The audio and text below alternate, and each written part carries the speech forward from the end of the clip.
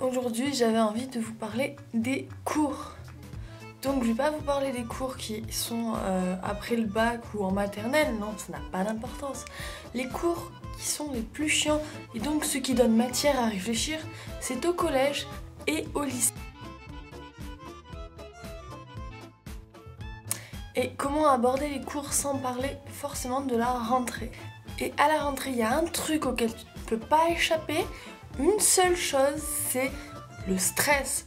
Ce putain de stress qui t'envahit à peu près une semaine avant la rentrée et que tu gardes jusqu'à que tu arrives dans ta nouvelle classe. Oh putain. Oh putain, putain, putain. Je suis dans quelle salle là? Où je suis? Oh putain, oh putain. Faites que j'ai un bon emploi du temps cette année. Pitié, pitié, pitié. Allez, je vais donc vous distribuer vos emplois du temps. Tenez, voilà. Donc vous aurez cours tous les jours de 8h à 18h, excepté le jeudi, où vous aurez cours exceptionnellement jusqu'à 20h. Dites-moi, ça vous arrive aussi d'avoir des soucis avec vos fournitures scolaires? Parce que moi, je me rappelle au collège et au lycée, mais ils te demandent ces trucs quoi. S'il vous plaît, vous allez prendre un carnet de petits carreaux 24 par 32 en 90 pages. Ensuite, vous allez prendre aussi un grand cahier avec des grands carreaux en 21-29, mais avec, s'il vous plaît, 182 pages, parce que sinon, ça va pas rentrer. Et voilà. Surtout, vous prenez une calculatrice, mais de couleur violette, parce que les autres, ça ne me plaît pas. Une règle de 52 cm, parce que 50, ce n'est pas suffisant. Et voilà, et maintenant, je vous emmerde tous. Bonne rentrée. Je me faisais une autre réflexion. C'est quoi leur problème aux profs avec tous les carnets et tous les livres et tous les cahiers qu'il faut prendre pendant les cours? C'est quoi le problème? Parce qu'on peut utiliser un livre d'histoire géo, de géo ça je comprends, maths déjà je comprends moins, mais les autres matières, pourquoi on a un livre? Franchement. Et même les maths au final. Je me rappelle que nous on avait un livre qui faisait à peu près 450 pages, donc il te pèse à peu près 3 tonnes dans ton putain de sac, et la prof te donne des photocopies. Blague du siècle. Je sais pas pour vous, mais en tout cas pour moi, au début de la rentrée, j'ai toujours des promesses assez rigolotes que si tu y repenses à la fin de l'année, tu te dis la bonne blague. Alors pour lundi, j'ai des devoirs de français, des devoirs de maths, d'histoire géo, d'anglais, d'espagnol. Oh bah je vais tous les faire ce soir, comme ça je vous l'aurai le week-end tranquille. Bien sûr, 2 semaines plus tard, ça se passe pas vraiment comme prévu. Et un mois après, je te raconte même pas le bordel. Bon, alors, qu'est-ce que j'ai pour aujourd'hui? Français, j'en bats les couilles. Maths, c'est bon, je connais. Anglais, espagnol, j'écouterai la Macarena et alléluia, ça ira bien. Et voilà, hop, c'est bon, j'ai fini. D'ailleurs, ce phénomène s'accentue, je crois, avec les années qui passent. Parce que maintenant que je suis un peu à la fac, on va dire, je prends des fois des cours sur papier, des fois des cours sur ordi. Mais le problème, c'est que j'arrive jamais à coordonner les deux. Du coup, pour réviser les partiels, eh ben je révise pas au final. Au final, quand même, au collège et au lycée, ce qui me fait un peu rire, c'est les différents types d'élèves, si tu regardes. Tu sais, les faillots dans une classe, tu les repères, mais trop facilement, quoi. Madame, en fait, dans mon agenda, j'avais noté qu'aujourd'hui, on avait contrôle. Je crois que vous avez oublié, en fait.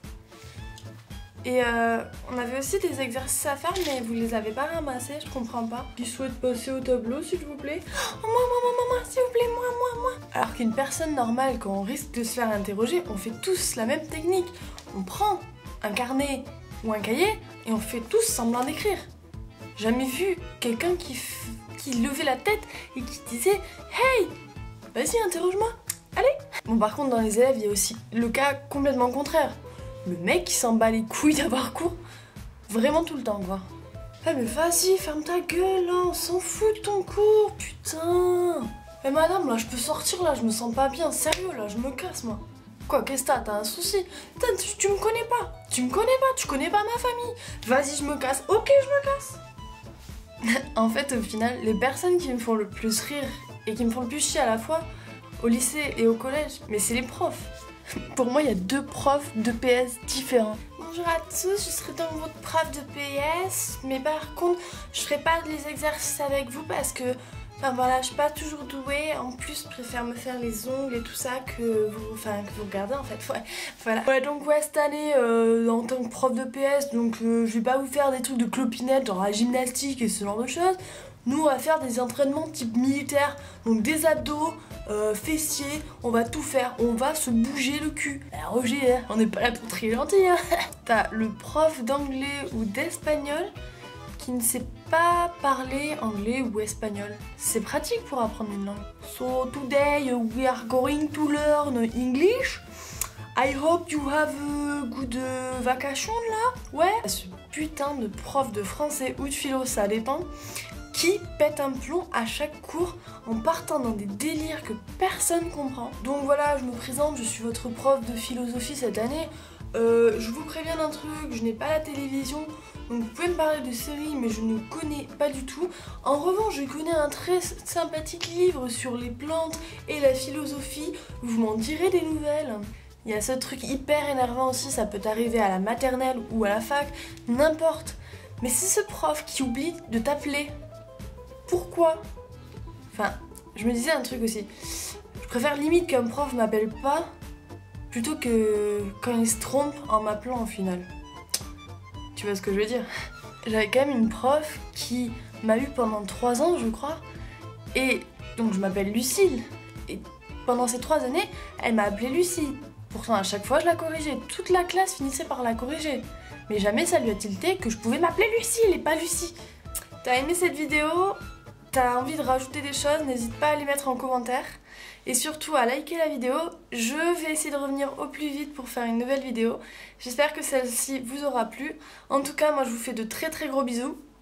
À la prochaine!